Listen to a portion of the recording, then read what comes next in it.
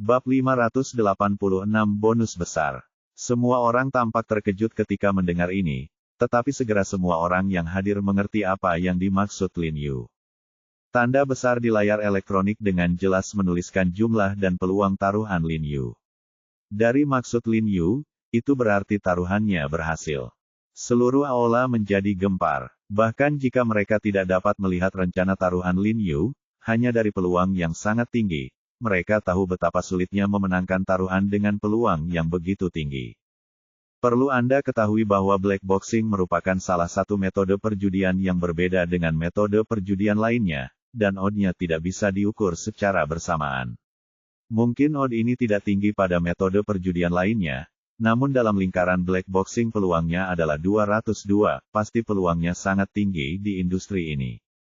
Terlebih lagi, jika taruhan Lin Yu berhasil, keuntungan yang akan diterimanya akan hampir 9 kali lipat dari bonus yang diterimanya karena berhasil menantang tantangan 100 orang tuh. Ekspresi lelaki tua berambut putih dan beberapa muridnya berubah drastis ketika mereka mendengar ini. Mereka melihat ke layar besar di atas dan menatap Lin Yu dengan heran 20 miliar. Menangkan dan berangkat. Zhang Yiting dan Zhang Yitang juga sangat terkejut, tetapi mereka terkejut dan tidak menunjukkannya terlalu jelas. Mereka sepenuhnya skeptis dengan kata-kata Lin Yu. Lagi pula, mereka bahkan tidak tahu metode taruhan Lin Yu. Apakah Lin Yu tidak hanya berbicara omong kosong di sini? Tidak mungkin, kamu tidak bisa menang dengan peluang sebesar itu. Orang tua dengan pelipis putih itu tampak galak dan berkata dengan cemas kepada Lin Yu. Kamu baru saja melihatnya, aku memenangkan ronde ketiga. Kemungkinan rencana Yu sangat tinggi, maka harus ada pembantaian 100 orang selama 3 putaran berturut-turut. Lagi pula, hanya dengan cara ini peluangnya dapat ditingkatkan.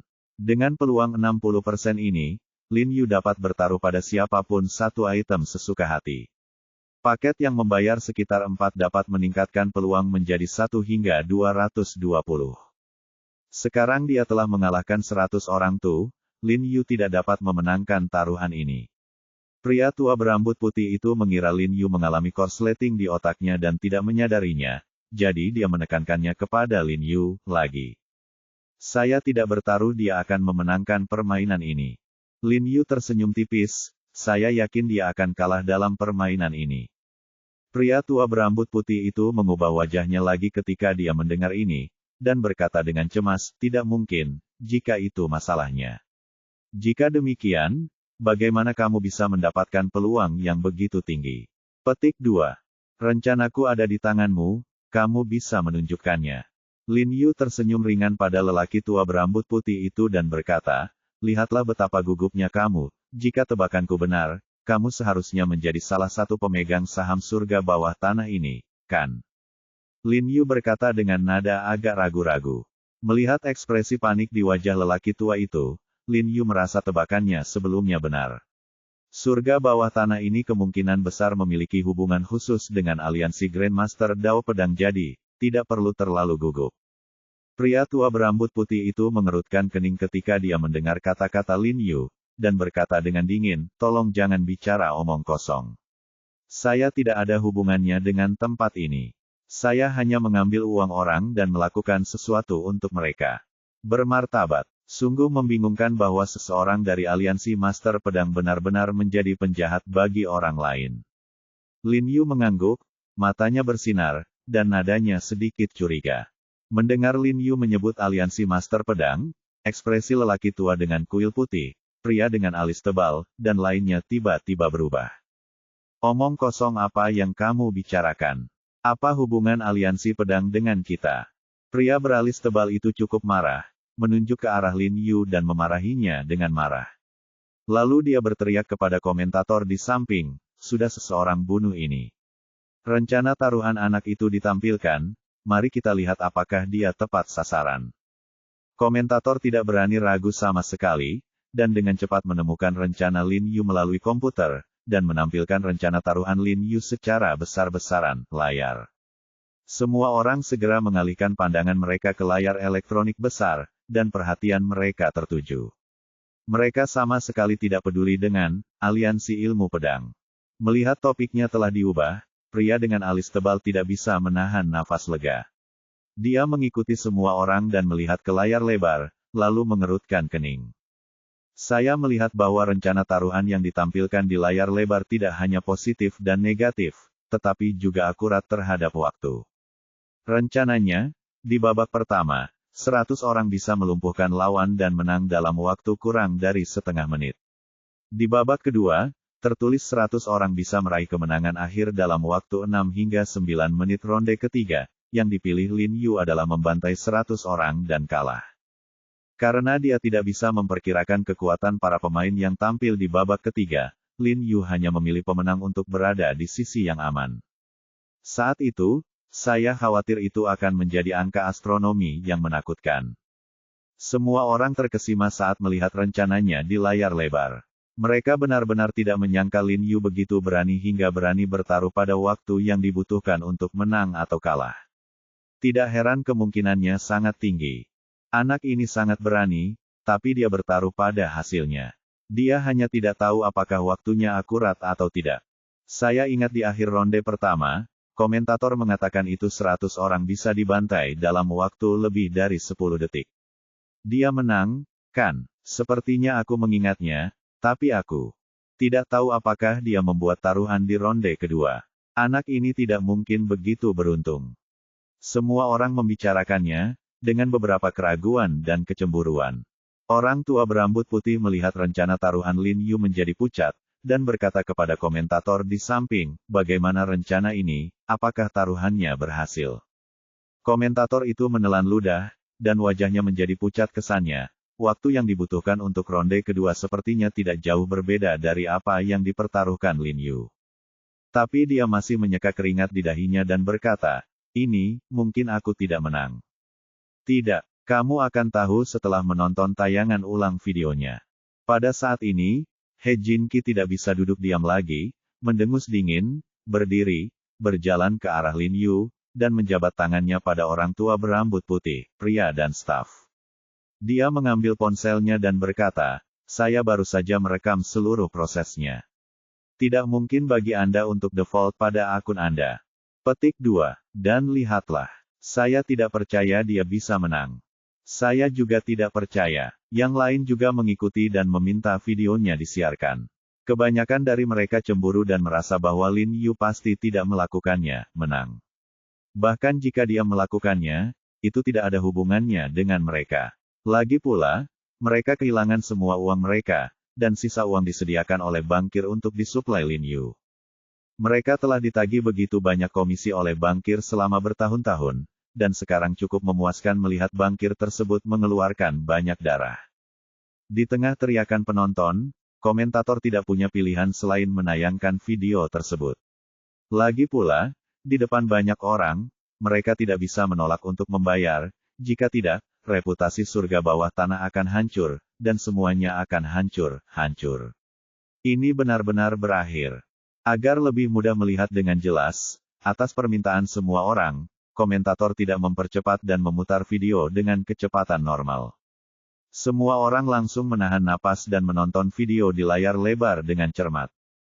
Karena ada waktu di pojok kanan atas video, semua orang bisa melihat bahwa dari saat Bairentu dan Miura Tomoki mulai bertarung hingga akhir saat Bairentu menusukkan belati ke jantung Miura Tomoki, seluruh prosesnya memakan waktu kurang dari 8 menit sangat konsisten dengan 6 hingga 9 menit yang dipilih oleh Lin Yu dalam rencana. Ya Tuhan, anak ini benar-benar menebaknya. 22 miliar yuan, sudah dibayarkan, benar-benar dibayarkan. Ini jauh lebih tinggi daripada kumpulan hadiah. Yang lain mengeluarkan uang untuk menantang, dan dia mendapat manfaat. Dia sungguh beruntung. Pantas saja dia harus mengeluarkan 1 miliar untuk menyelamatkan ratusan orang ini. Kalau aku menghasilkan banyak uang, aku akan mengambilnya juga. Hei, kamu bilang di sini banyak sekali uangnya. Bisakah bos mengambilnya itu keluar? Petik 2. Ya, bahkan jika kita mengambil 20% dari komisi, masih ada lebih dari 100 miliar, saya kira saya tidak bisa mengeluarkannya. Semua orang terkesan dengan taruhan ajaib Lin Yu. Mereka semua tercengang, bersemangat, dan membicarakannya. Merupakan perjalanan yang berharga bagi mereka untuk dapat menyaksikan peluang yang belum pernah terjadi sebelumnya ini. Setelah lelaki tua berambut putih itu memastikan situasinya, jantungnya berdebar kencang. Darah di tubuhnya seakan menyala dalam sekejap, mengalir langsung ke kepalanya. Magang tidak mendukungnya, dia mungkin jatuh ke tanah. Lebih dari 10 miliar, sungguh mengerikan. Dia menyesalinya sekarang. Jika dia tahu ini akan menjadi akibatnya, dia akan mengirim seorang murid muda ke sini dan kalah dalam pembantaian 100 orang. Setidaknya dengan cara ini kita hanya akan kehilangan lebih dari 2 miliar. Hebat sekarang, Lin Yu, bocah cilik ini, telah menggandakannya 7 atau 8 kali. Mainkan lagi untukku, aku akan menontonnya lagi. Orang tua berambut putih itu menahan rasa sakit di hatinya dan memberitahu narator lagi. Tetapi ketika dia menonton video itu lagi, dia menemukan bahwa memang tidak ada yang salah dengan video itu, dan tangannya gemetar. Tuan Toyotomi, bukankah kamu mengatakan bahwa surga bawah tanah ini tidak ada hubungannya denganmu? Mengapa kamu begitu sedih? Lin Yu tertawa diam-diam di dalam hatinya ketika dia melihat ekspresi marah dari pria berambut putih itu persis seperti yang dia pikirkan. Demikian pula, tempat ini tidak dapat dipisahkan dari aliansi Master Pedang. Aku merasa patah hati untuk bos kita. Pria tua berambut putih itu mengertakkan gigi dan berkata dengan keras, hatinya tertusuk seperti pisau. Sekarang kamu telah melihat faktanya dengan jelas, kamu harus percaya bahwa aku mampu membeli 1 miliar ini, kan? Lin Yu memandang lelaki tua dengan pelipis putih itu dan berkata sambil tersenyum menyipit. Lelaki tua dengan pelipis putih itu tampak pucat, mengatupkan bibirnya erat-erat dan tidak berkata apa-apa. Bukankah ini sama dengan menggunakan uangnya untuk menyelamatkan pembantaian 100 orang ini? Tapi Lin Yu bisa menghasilkan 1 miliar ini, itu lebih baik daripada tidak sama sekali. Dia hampir setuju, tetapi pria dengan alis tebal di sampingnya tiba-tiba membisikkan sesuatu kepada pria tua dengan pelipis putih. Mata lelaki tua itu tiba-tiba berbinar, dan dia mengangguk sedikit, menyetujui. Pria dengan alis tebal berdiri dan berkata dengan dingin kepada Lin Yu, apakah Anda memiliki 1 miliar atau 10 miliar, itu tidak ada hubungannya dengan kami. Anak ini membunuh adik laki-laki saya. Saya harus membunuhnya. Sambil berbicara, pria beralis tebal itu mengangkat pedang Jepangnya dan mengarahkan ujung pedangnya ke tenggorokan Bairentu. Dia tidak bisa mati selama aku di sini. Wajah Lin Yu menjadi dingin sesaat, dan dia mengambil sepotong gelas dari cangkir di tangannya lagi, memegangnya erat-erat di tangannya. Pria beralis tebal itu berani melakukan gerakan sekecil apapun, dia akan segera menembaknya. Bab 587 Bahkan jika kamu mati, apa yang perlu ditakutkan? Pria dengan alis tebal melirik Lin Yu, menjilat bibirnya, dan berkata dengan dingin, jangan mengira aku akan takut padamu jika kamu memecahkan pecahan kaca. Biar ku beritahu, aku bisa membunuhnya sebelum kamu melakukannya itu. Pria dengan alis tebal berbicara. Dia menggerakkan tubuhnya ke samping, seolah-olah dia ingin menghindari serangan Lin Yu dengan mengubah sudutnya, tetapi yang tidak dia ketahui adalah bahwa Lin Yu memiliki 2 jarum perak di tangan lainnya, tangan pada saat yang sama. Di depan jarum kecil berwarna perak, jaring sangkar ini bisa dikatakan hampir sama dengan tidak ada sama sekali. Sial, itu 1 miliar. 1 miliar tidak cukup untuk menukar nyawa adik juniormu yang brengsek itu. He Jinki sangat marah saat melihat ini. Dia berdiri dan menunjuk ke pria beralis tebal itu dan berteriak, 2 miliar sudah cukup. Tidak lagi. Karena pergelangan kaki He Jinki dipatahkan oleh Jepang, dia sangat membenci Jepang, jadi dia tidak ingin ratusan orang dibantai di tangan Jepang, terutama setelah melihat pembantaian 100 orang Xiao Dongyang yang menghina Tiongkok, seperti Lin Yu, kesannya terhadap pembantaian 100 orang meningkat pesat, dan dia merasa bahwa pembantaian 100 orang memang laki-laki. Tentu saja, dia juga ingin membantu saudara laki-lakinya yang kedua menyelamatkan pembantaian 100 orang ini. Bagaimanapun, uang itu bukan miliknya. Itu diperoleh dari surga bawah tanah ini. Sial, 2 miliar itu banyak. Ya, untuk orang mati, kalau begitu. Mungkinkah kamu ingin menaikkan harga di lapangan, kan? 2 miliar sudah cukup untuk itu kamu tulus. Apakah kamu bodoh? Jika kamu tidak setuju, kamu mungkin menyesalinya. Semua orang tidak bisa menahan diri untuk tidak berteriak ketika mereka melihat ini. Jika itu mereka, dia pasti akan setuju tanpa ragu-ragu. Pria dengan alis tebal tidak bisa membantu tetapi mengubah ekspresinya ketika dia mendengar teriakan orang banyak.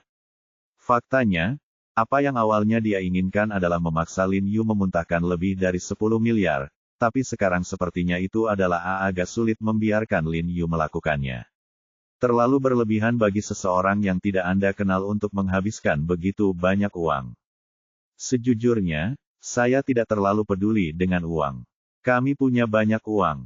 Pria beralis tebal itu sedikit shock dan berkata dengan nada bangga, tapi melihat betapa tulusnya Anda, jika Anda benar-benar menginginkannya, kamu selamatkan dia, aku bisa memberimu kesempatan. Katakan padaku, apa syaratnya? Lin Yu menyipitkan matanya, mengetahui apa yang ada dalam pikiran pria beralis tebal itu. Kebanyakan dari mereka terkait dengan lebih dari 10 miliar. Tidak ada yang akan senang memenangkan begitu banyak uang dari mereka tanpa alasan. Sederhana sekali. Saya melihat Anda memiliki keterampilan yang bagus dan saya sangat ingin bersaing dengan Anda. Jika Anda ingin menyelamatkannya, Anda harus menantangnya atas namanya. Dan Anda harus menantang lagi dari ronde pertama. Pria dengan alis tebal agak khawatir. Tanpa malu-malu berkata kepada Lin Yu, meskipun serangan diam-diam Lin Yu pada tuannya barusan menunjukkan bahwa keterampilan Lin Yu bagus, dalam analisis terakhir itu hanya beberapa trik serangan diam-diam. Pembantaian 100 orang sudah cukup kuat, dan tidak peduli seberapa kuat Lin Yu, dia hanya berada di level yang sama dengan 100 orang tuh. Jadi selama dia menemukan beberapa orang kuat untuk menghadapi Lin Yu, setelah 3 putaran, Lin Yu sama sekali tidak punya peluang untuk menang. Semua orang yang hadir langsung menjadi keributan ketika mendengar ini, dan mereka cukup banyak mengeluh. Mereka merasa bahwa pria dengan alis tebal ini terlalu tidak tahu malu. Dia tidak hanya memaksa Lin Yu untuk menantang, tetapi dia juga memintanya untuk menantangnya selama 3 putaran sekali lagi memulai dari ronde pertama. Ini sungguh tak tahu malu. Anda tahu, dia memenangkan 2 ronde pertama pembantaian 100 orang. Bahkan jika Lin Yu setuju untuk melanjutkan tantangan atas nama pembantaian 100 orang, dia harus langsung menantang ronde ketiga. Wajah pria beralis tebal itu menjadi gelap ketika dia mendengar keraguan semua orang, dan dia membuat konsesi lagi. Dia berkata kepada Lin Yu dengan suara yang dalam, dengan cara ini, jika kamu bisa melewati putaran ketiga, kami tidak hanya akan menyelamatkan nyawanya, tapi menurut aturan, kami akan tetap melakukannya. Bagaimana kalau Anda terus mengambil setengah dari kumpulan hadiah? Petik 2. Tidak masalah. Lin Yu mengangguk dan setuju tanpa ragu-ragu. Dia tidak ingin berpartisipasi dalam tantangan ini, tetapi tebal pria beralis terus bersikeras dibandingkan dengan. Tapi, melihat Lin Yu setuju, pria beralis tebal itu merasakan kegembiraan seperti melihat ikan mengambil umpan, dan berkata dengan suara yang dalam, jika kamu tidak bisa melewati 3 putaran ini, aku bisa mengampuni nyawamu, dan nyawanya, tapi, bonus lebih dari 10 miliar yang Anda menangkan harus dikembalikan kepada kami. Faktanya, tujuan paling mendasarnya adalah memenangkan kembali 10 hingga 20 miliar. Yah, itu adil. Lin Yu mengangguk lagi ketika mendengar ini, merasa bahwa apa yang dikatakan pria dengan alis tebal itu tidak berlebihan. Oke, setuju saja. Pria beralis tebal itu terkekeh, lalu memberi isyarat kepada komentator di samping untuk mencetak sementara kontrak dan membawanya ke Lin Yu untuk menandatangani namanya. Kakak kedua. Saat Lin Yu hendak mengambil pena, He Jinqi tiba-tiba bergegas, mengambil pena dari tangan Lin Yu, dan buru-buru menasihati Lin Yu, kakak kedua, kamu harus berpikir dengan hati-hati. Kamu sudah melakukan cukup banyak, lebih dari 10 atau 2 miliar, tidak semua orang bisa mengemukakannya. Karena mereka tidak setuju, lupakan saja. Anda tidak perlu mengambil risiko sebesar itu untuk seseorang yang belum pernah berhubungan dengan Anda. Petik 2. Itu benar, kamu dan aku bukan saudara, kamu, kamu tidak perlu mengambil risiko untukku, dan aku tidak membutuhkan penyelamatanmu. Suara Berentu, yang terbaring di sangkar besi dan sekarat, suaranya serak. Dia mengatakan sesuatu, lalu menggunakan kekuatan terakhirnya, berjuang untuk bangkit, meraih belati di kejauhan, memutar pergelangan tangannya, mengarahkan ujung pisaunya ke dalam, dan menusuk dadanya keras. Ding! Terdengar suara nyaring. Sebelum Bairentu sempat menusukkan belati ke dadanya, pria beralis tebal itu melepaskan belati dari tangannya dan berkata dengan dingin, "Aku bisa memutuskan untuk membiarkanmu hidup, dan aku juga bisa putuskan untuk tidak mati." Hati Lin Yu tiba-tiba menegang ketika dia melihat Bairentu mengambil belati itu. Kini dia menghela nafas lega ketika dia melihat belati di tangan Bairentu terlempar. "Sialan, kamu pikir kamu ini siapa? Kamu masih bertanggung jawab atas hidup dan mati seseorang. Jika kamu bisa, bunuh dia." He Jinqi mengumpat dengan marah pada pria beralis tebal itu. Niat pria itu untuk memenangkan kembali uang itu, dan dengan sengaja memprovokasi dia. Meskipun dia juga ingin menyelamatkan Bairentu, dia tidak ingin melihat saudara keduanya mempertaruhkan nyawanya lebih jauh lagi. "Kamu," pria dengan alis tebal tersipu mendengar kata-kata He Jinqi dan tidak bisa berkata-kata. Lin Yu meraih He Jinqi dan bertanya kepadanya, "Jinqi, izinkan saya bertanya, apakah kamu orang Tionghoa?" He Jinqi sedikit terkejut, lalu mengangguk dan berkata, "Tentu saja. Karena kamu orang Tionghoa, kapan kamu melihat rekanmu diintimidasi oleh orang asing? Apakah kamu menyelamatkan mereka atau tidak?" Nada bicara Lin Yu sangat lembut. Dia tahu bahwa He Jinqi melakukannya demi kebaikannya sendiri, jadi dia tidak mengkritik He Jinqi dengan kasar. Tapi, He Jinqi ragu-ragu dan tidak tahu harus menjawab apa. "Bayangkan lagi, bagaimana jika kamu yang terbaring di sangkar besi dan menderita semua penghinaan?" Lin Yu berkata dengan ekspresi serius, "Jangan lupa, ini adalah tanah kami di Tiongkok, dan masih ada orang di aula ini. Ada ratusan rekan senegaranya yang memiliki darah yang sama dengannya. Sebagai rekan senegaranya, apakah kita ingin melihat rekan senegara kita dipermalukan dan tetap acuh tak acuh? Apakah kita akan berteriak atas nama orang asing seperti orang-orang acuh tak acuh ini?" Lin Yu menjadi semakin bersemangat saat dia berbicara, mengangkat tangannya dan menunjuk ke orang-orang yang duduk di sekitarnya, merasa marah dan marah. Wajah semua orang di aula berubah ketika mereka mendengar ini. Mereka ingin membalas Lin Yu, tetapi mereka tidak bisa berkata apa-apa. Memikirkan bagaimana mereka baru saja bertepuk tangan pada Sanyo dan Toyotomi, mereka tanpa sadar menundukkan kepala, tampak sedikit malu. Ya, mereka bertepuk tangan saat melihat rekan senegaranya dipermalukan. Bayangkan saja, bagaimana jika suatu saat mereka dipermalukan oleh orang asing. "Jinqi, pembantaian 100 orang dilakukan untuk melindungi martabat Fuxia. Sebagai orang Tionghoa, bagaimana saya, He Jiarong, bisa mengabaikannya?" Lin Yu mengangkat kepalanya dengan bermartabat, membusungkan dadanya dan berkata dengan nyaring, "Dengan genap jika rekan senegaraku mati seperti Feng Gongyu, tidak ada yang perlu ditakutkan." Oke, ketika semua orang mendengar kata-kata berapi-api Lin Yu, mereka merasa sangat tersentuh, dan mereka semua bersorak untuk Lin Yu, untuk berbaikan untuk hutang ke Bairentu tadi. "Tuan He, ayolah, pukul mereka sampai mati. Mereka lelah sekali menindas kami orang-orang China di wilayah kami. Tuan He, kami mendukung Anda. Jika mereka berani melakukan trik lagi, kami akan meludah pada masing-masing dari mereka. Tenggelamkan dia." Menghadapi hinaan semua orang, ekspresi Toyotomi dan semua murid berubah drastis. Saya benar-benar tidak menyangka Lin Yu akan mengumpulkan sekelompok orang yang tidak puas ini sekarang hanya dengan beberapa kata.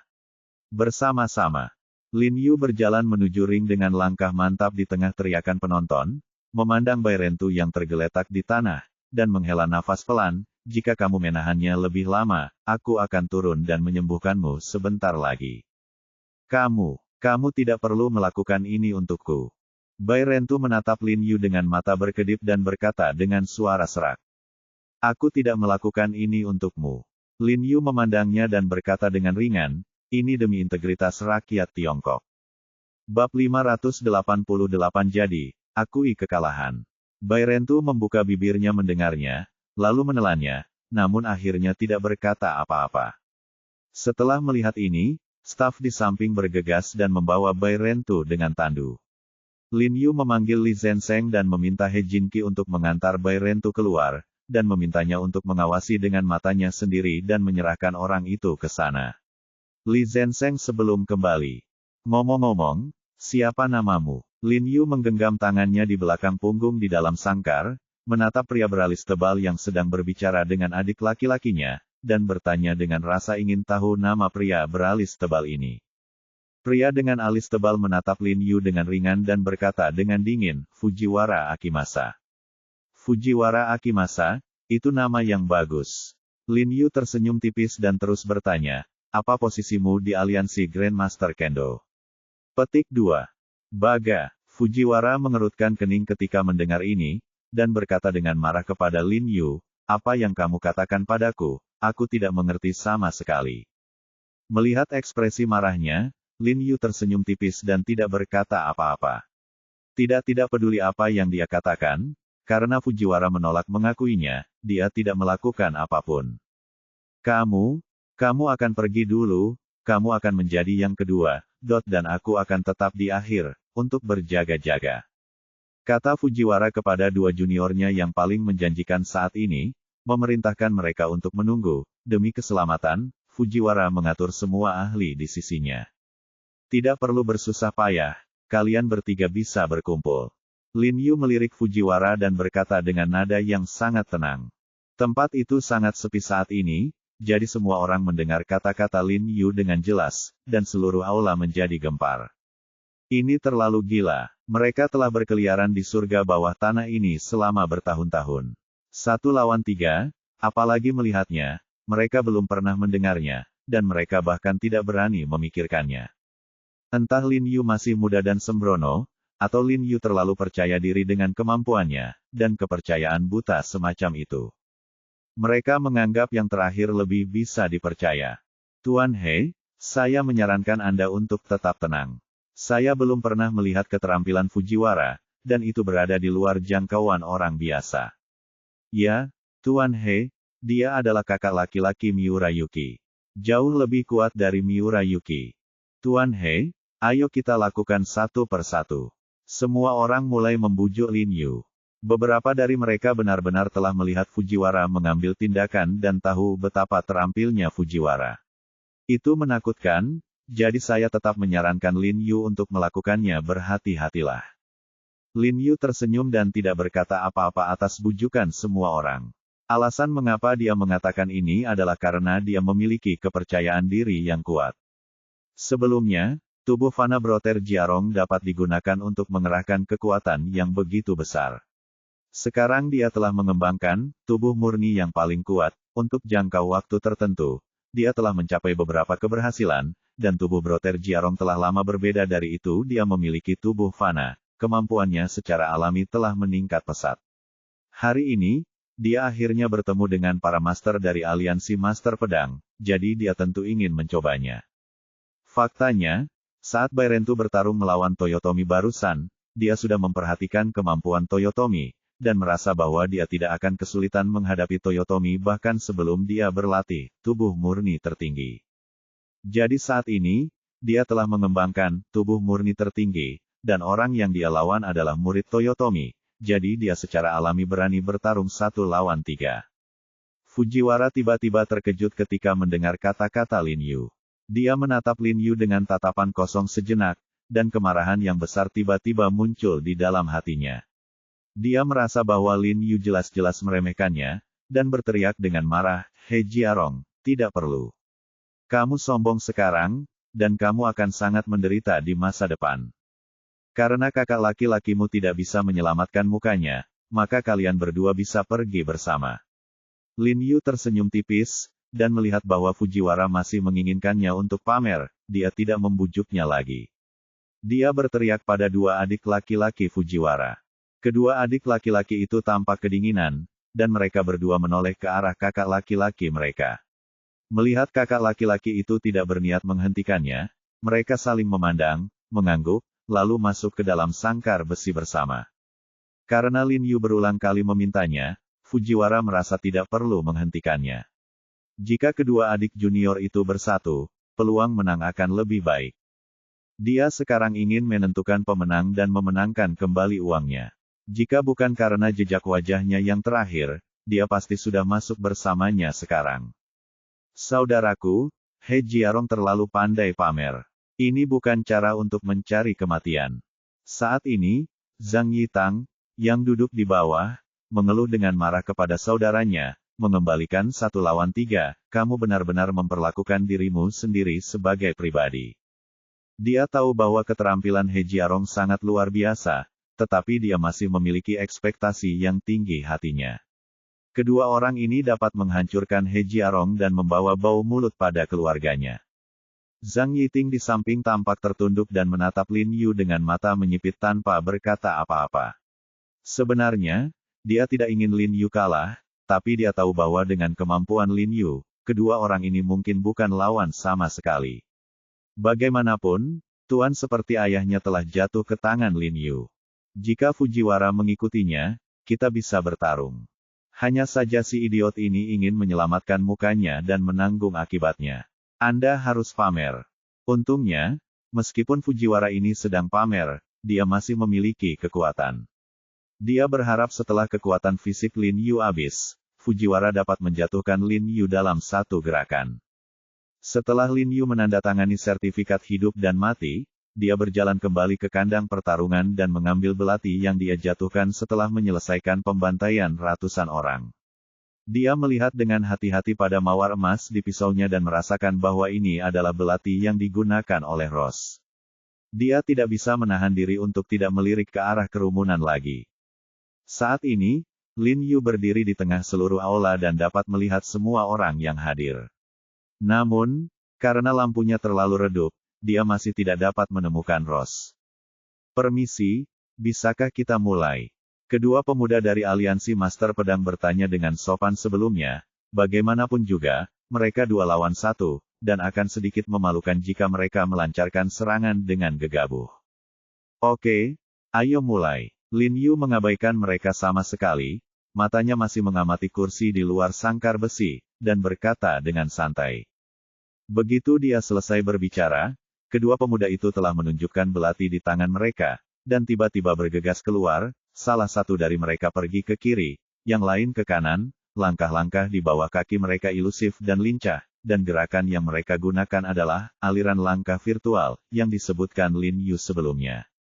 Dia tiba di depan Lin Yu dalam sekejap mata, menyerang portal atas dan bawah Lin Yu masing-masing dari kiri dan kanan. Tapi yang mengejutkan mereka adalah saat belati di tangan mereka dipukul, Lin Yu tiba-tiba menghilang di depan mereka. Mereka melihat sekeliling dengan tergesa-gesa dan melihat bahwa Lin Yu sudah berdiri di depan sangkar di ujung lain sangkar. Dia melihat keluar sangkar dan bergumam, tidak ada apa-apa di sini juga. Ekspresi kedua pemuda itu memucat sambil mengertakkan gigi lagi, mereka bergegas ke arah Lin Yu. Dibandingkan dengan serangan sebelumnya, kali ini mereka lebih cepat dan lebih kuat. Jika Lin Yu terkena 2 serangan ini, bahkan jika kepalanya tidak terkilir, 2 potong dagingnya mungkin akan terkoyak. Tapi saat mereka hendak memukul tubuh Lin Yu dengan 2 pisau ini, tubuh Lin Yu tiba-tiba berpindah ke sisi lain lagi. Semua orang di tempat tersebut tidak bisa menahan diri untuk tidak berseru dengan keras, mereka benar-benar tidak menyangka Lin Yu begitu terampil. Lin Yu bermain dengan 2 dong yang kecil ini, seperti bermain dengan 2 monyet kecil. Lin Yu juga tersenyum diam-diam di dalam hatinya, dia sudah lama melihat bahwa kedua pemuda ini menggunakan Su Bu Liu, jadi dia juga menggunakan nenek moyang, Su Bu Liu, Xuan Zongbu.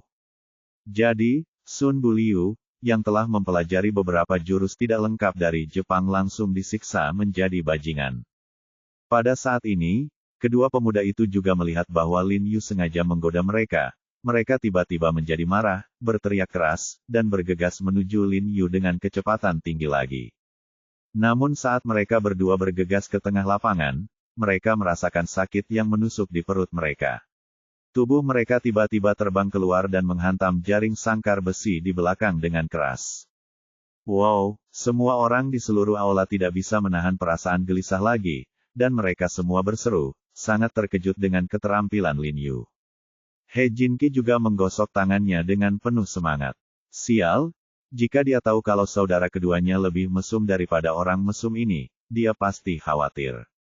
Kedua pemuda itu tercengang ketika mereka dipukuli oleh Lin Yu, dan menatap Lin Yu dengan ketakutan di wajah mereka.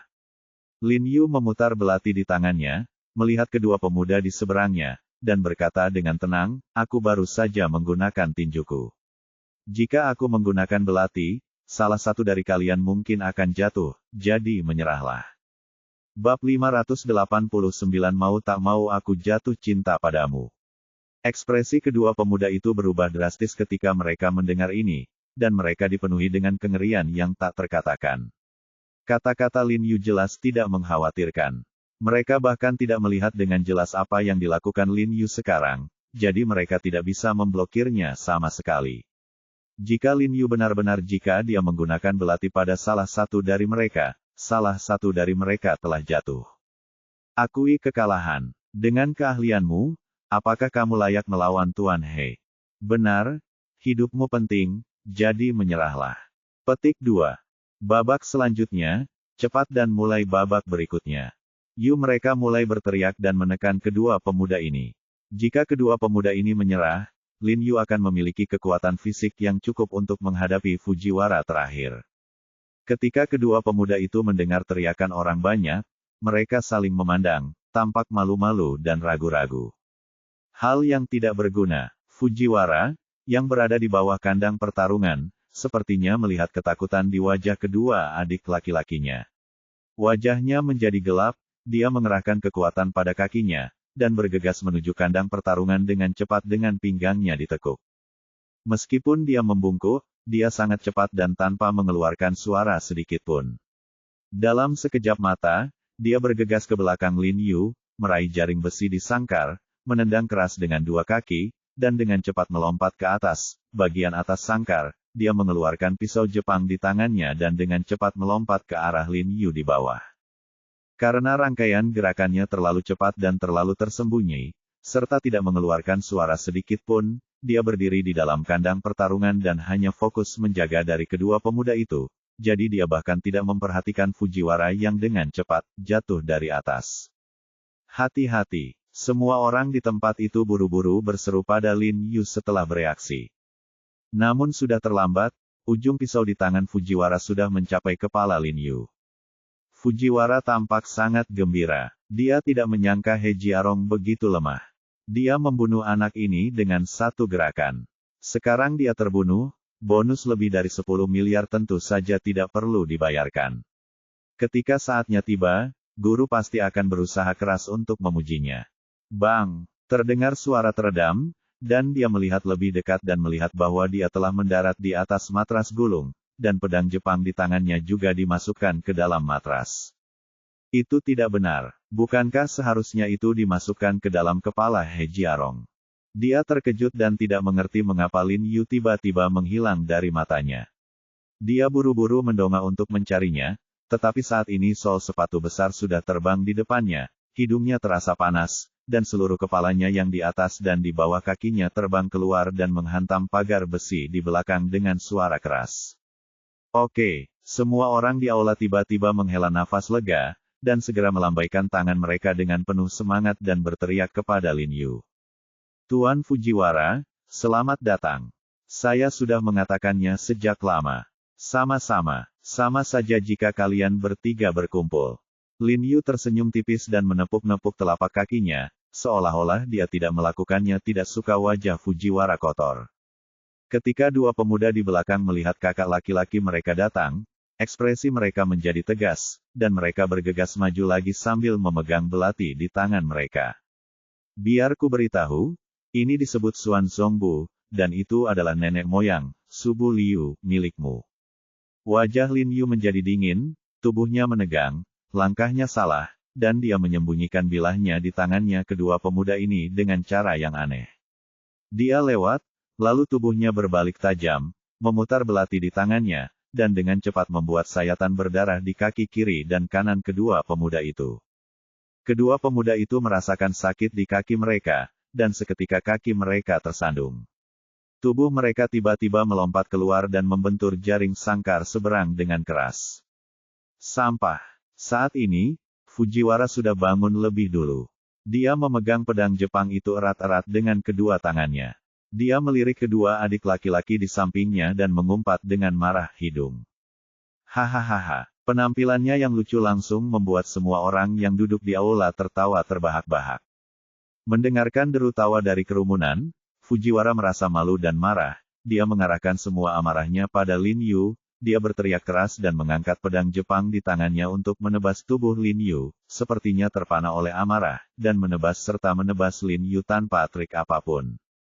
Semua orang yang hadir langsung membicarakan tentang Fujiwara, dengan ekspresi jijik di wajah mereka. Mereka merasa bahwa ilmu pedang Fujiwara, selain cepat, juga seperti orang mabuk yang terlalu banyak minum dan menyayat dengan pisau, hanya menyisakan energi nekat.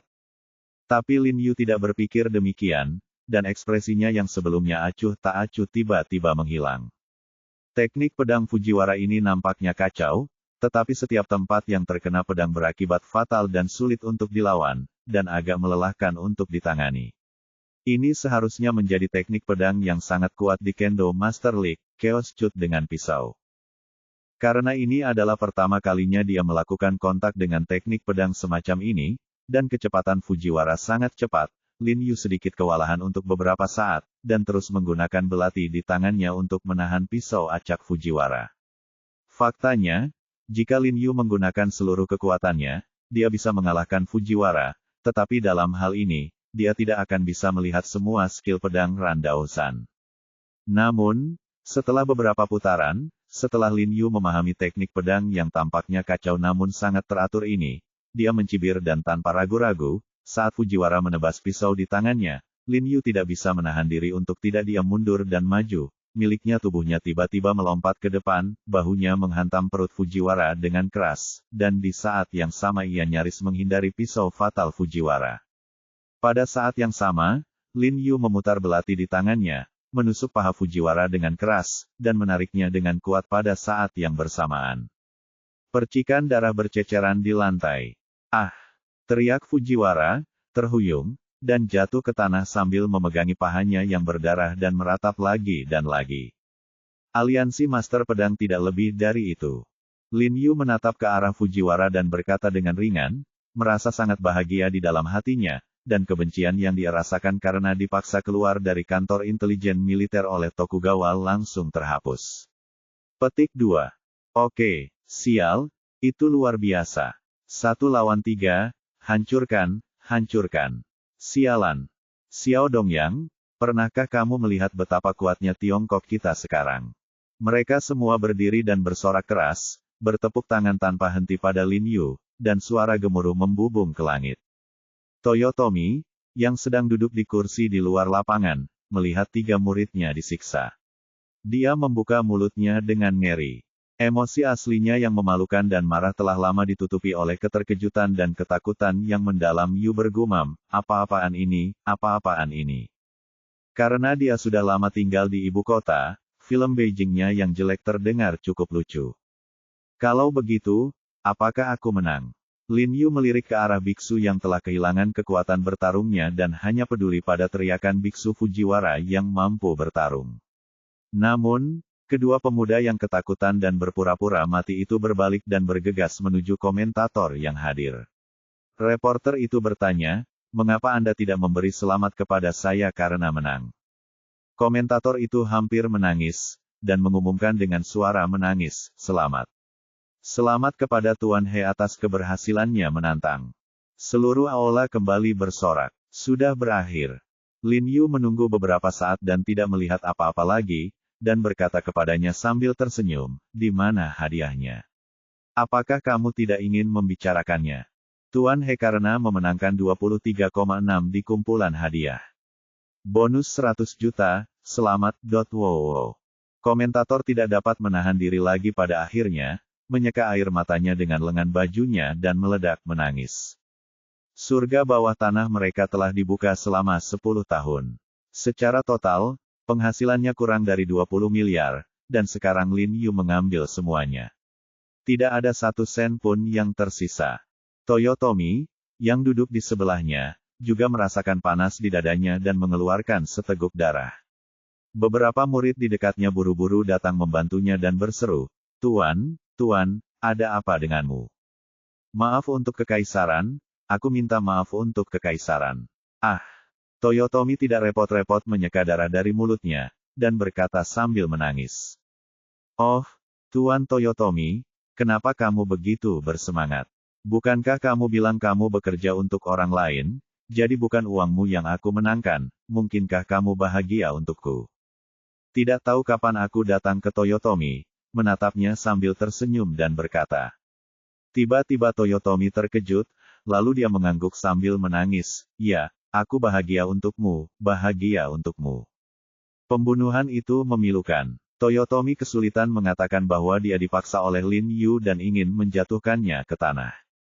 "Kalau begitu tolong beritahu Departemen Keuangan Anda dan transfer uangnya ke rekening saya." Lin Yu tersenyum dan menyerahkan catatan dengan kartu banknya tertulis di atasnya, "Saya akan duduk di sini dan menunggu." Duduk kembali, dan menyilangkan kaki dengan nyaman. "Kakak kedua, kamu luar biasa." He Jinki mengangkat jempolnya dengan penuh semangat dan hampir melompat. "Aku sudah berhari-hari tidak bertemu denganmu. Tuan He masih begitu agung. Kemanapun kamu pergi, kamulah yang paling menarik perhatian. Mau tak mau aku jatuh cinta padamu." Pada saat ini, Lin Yu tiba-tiba mendengar dari belakang telinganya suara yang manis, menawan, dan sangat indah. Bab 590 Kamu sangat enggan bersamaku. Ketika Lin Yu mendengar kata-kata yang begitu lembut hingga ke tulang, tubuhnya tiba-tiba bergetar, dan dia dengan cepat berbalik untuk melihat, tetapi tidak ada seorang pun di belakangnya, tetapi dia bisa mencium aroma yang sangat familiar dan mempesona di dalam udara. Mawar, hatinya tiba-tiba menjadi cemas, dan dia sangat ingin bangun dan mengejar sosok itu, tetapi saat dia berdiri, sebuah tangan hangat tiba-tiba diletakkan di bahunya, dan kemudian dia mendengarkan suara manis dan menawan itu dan melanjutkan. "Kemana Anda pergi, Tuan He? Mengapa Anda melarikan diri ketika Anda melihat saya? Mengapa? Apakah saya begitu menakutkan?" Hati Lin Yu bergetar, dan dia melihat yang ada di bahunya dengan tidak percaya. Yang putih dan lembut tangan, lalu disusul tangan ke lengan, lalu ke bahu, lalu ada wajah cantik Rose yang terpatri dalam di benaknya. "Tuan He, kamu baik-baik saja." Rose hari ini memakai riasan tebal, alis ramping, bulu mata berkibar, mata berair, dan bibir merah seksi, yang cukup menawan. Bahkan Lin Yu, yang telah melihat banyak wanita cantik, mau tidak mau terpesona olehnya. Jelas sekali, ini adalah riasan yang khusus dipakai Rose untuk menyelinap masuk hari ini. Itu mungkin agar tidak dikenali oleh orang lain. Riasannya sedikit lebih berwarna, dan dia juga memegang topi kecil di tangannya untuk bersembunyi wajahnya. Tidak heran Lin Yu tidak dapat menemukannya setelah lama mencarinya sekarang. Lin Yu menatap wajah yang terlalu familiar di depannya dan sedikit terkejut. Dia tiba-tiba tidak tahu bagaimana mengucapkan ribuan kata yang keluar dari bibirnya jika dia terus melihatnya, jiwanya akan terhisap oleh mawar. "Tuan He, kenapa kamu tidak melihatku? Apakah karena aku menjadi jelek?" Rose tersenyum lembut dan berkata dengan suara lembut, dan kemudian seluruh tubuhnya yang hangat jatuh ke tubuh Lin Yu. Ahem, pada saat ini, He Jinki tiba-tiba berdiri dan terbatuk beberapa kata. Dia berdeham karena malu dan berkata kepada Lin Yu, "Bagaimana dengan saudara kedua? Kalian bicara dulu. Aku akan mendesak mereka, lihat apakah uangnya telah ditransfer." He Jinki berjalan cepat ke depan. "Cuma bercanda, dia sudah sangat tua, bagaimana dia bisa memiliki penglihatan sekecil ini?" "Jinki, kami hanya berteman." Lin Yu tahu bahwa He Jinki telah salah paham. Bagaimanapun, He Jinki belum pernah melihat bunga mawar sebelumnya. Dia buru-buru menjelaskan kepada He Jinki melambai langsung ke Lin Yu tanpa melihat kembali, dan pergi dengan cepat. "Sial, saudara kedua, He Jiarong ini benar-benar beruntung. Dia benar-benar memenangkan begitu banyak uang." Zhang Yitang di barisan belakang sangat marah saat melihat kecantikan Lin Yu dalam pelukannya. Lihatlah kesombongannya. Sepertinya seperti itu. Aku baru saja memenangkan sejumlah uang dan semua wanita cantik memelukku. Oke, Yitang, Jangan katakan anggurnya asam karena kita baru saja memenangkan sedikit uang. Zhang Yiting mencoba yang terbaik. Dia mencoba membuat dirinya terlihat tenang dan toleran, tapi meskipun dia mengatakannya dengan tenang, hatinya hampir meledak.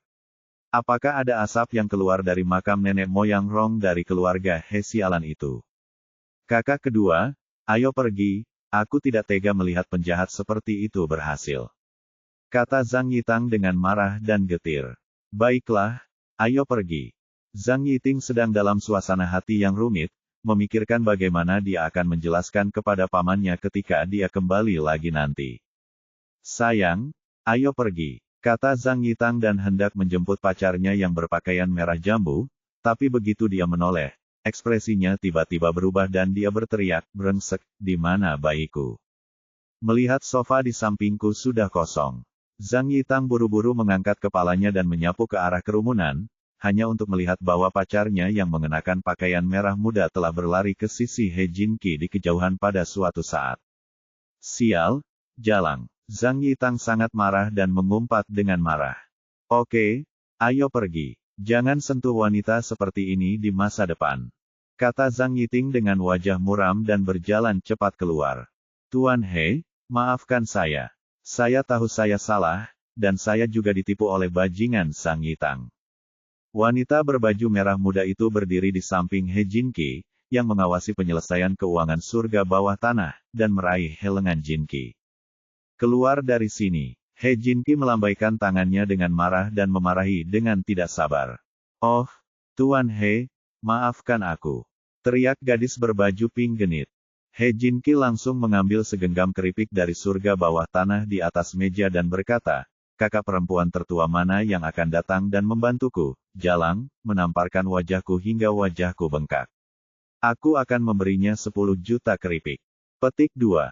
Ketika para wanita di sekitar mendengar bahwa hal baik sedang terjadi, mereka semua bergegas tanpa mengucapkan sepatah kata pun, meraih gadis berbaju merah muda dan menamparnya dengan liar.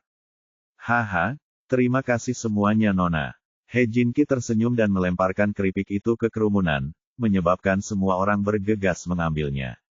Dia tertawa dan berjalan kembali dengan kartu bank dan uang kertas, menyerahkan kartu bank dan uang kertas itu kepada Lin Yu. Dia berkata, kakak kedua, ada 16 miliar di kartu ini, yang telah ditransfer. Ini adalah uang tunai di rekening mereka. Untuk sisa uangnya, mereka mengeluarkan IOU. Lihat saja sebentar, IOU dengan stempel resmi untuk Lin Yu. Lin Yu tersenyum tipis dan berkata, IOU dari perusahaan bawah tanah ini tidak ada gunanya. Saya pasti tidak akan memberikan sebagian dari uang ini, tetapi 16 miliar ini sudah cukup, dan kami berdua bersaudara akan mendapat setengahnya masing-masing. Tidak, kakak kedua, bagaimana ini bisa dilakukan? Ekspresi He Jinqi tiba-tiba berubah, jelas dia tidak menyangka kakak keduanya akan begitu murah hati, memberikan 8 miliar. Kamu membayar semua modal ini, dan kamu melakukan semua rencana dan hal-hal lainnya. Bagaimana aku bisa berani meminta uangmu? He Jinqi menggaruk kepalanya dan berkata dengan malu. Oke, ayo kita lakukan ini. Saya akan kembali dan membantu Anda membeli saham Heji dari investor retail, dan semuanya akan atas nama Anda. Lebih praktis menangani uang sebanyak itu. Lin Yu tersenyum ringan padanya dan melakukannya, jangan memaksanya. Lagi pula, 16 miliar ini tidak mudah didapat. Jika Anda menyinggung aliansi Master Pedang, Anda pasti akan mendapat masalah di masa depan. Tapi Lin Yu tidak peduli. Bahkan jika aliansi Master Pedang tidak mengganggunya, cepat atau lambat dia harus merepotkan aliansi Master Pedang. Oke, terima kasih saudara kedua. He Jinqi terlihat senang. Jika dia mengatakan itu, dia akan berani meminta bagian ini. Bagaimana dengan saya, Tuan He? Anda seharusnya lebih berterima kasih kepada saya, kan? Ross, yang bersandar pada Lin Yu di samping, terkikik, jika saya tidak mengundang Anda, apakah Anda akan menang? Banyak uang. Baiklah, saya akan memberikan semua uangnya. Lin Yu sangat murah hati dan langsung menyerahkan kartu di tangannya kepada Ross. Jangan khawatir, kita berdua akan menemukan tempat di mana tidak ada orang di sekitar untuk melunasi rekening nanti. Rose terkekeh dan mendorong kembali kartu di tangan Lin Yu dengan jari-jarinya yang ramping.